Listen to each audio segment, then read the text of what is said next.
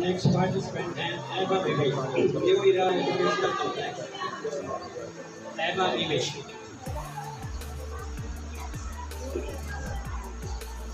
Next participant है Ahbab Haidar, New Shakir Public Community School.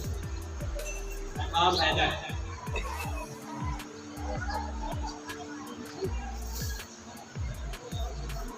Next participant है Mahri Sadiq, Asma Muzara Public School.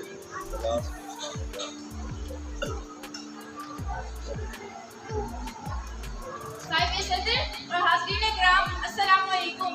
मुझे आज जिस मौजू पर लफ्ज़ करने का मौका मिला है वो है एक मुस्लिम भारत की पासमानी के लिए।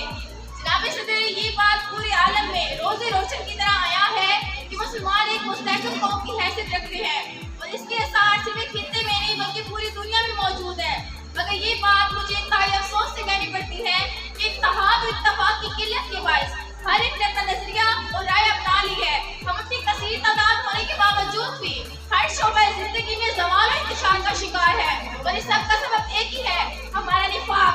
जनाब सदर, अगर आदमी मुसलमानों का दीन एक, अल्लाह एक, रसूल एक, हरम पाक एक, तो पूरी दुनिया में कोई और अपनाना हमारे ज़वाल का मुकद्दर बन जाएगा।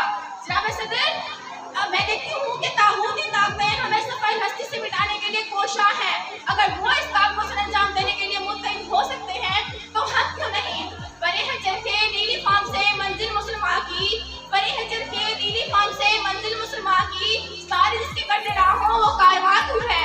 जनाब सदर, मैं देखती हूँ कि मुसलमानों को दुनिया भर में जुल्म और जबर का निशाना बनाया जाता है और अगर देखा जाए तो इंसान को अल्लाह ताला ने अपना नायब बनाकर भेजा है और हमारी जिम्मेदारी है कि हम दीन इस्लाम को जिंदा रखें। और अगर हमारे शराज़ा बिखर गया तो कौन है जो खुदा ताला की तरफ से आज की गई जिम्मेदारियों को पूरा करेगा।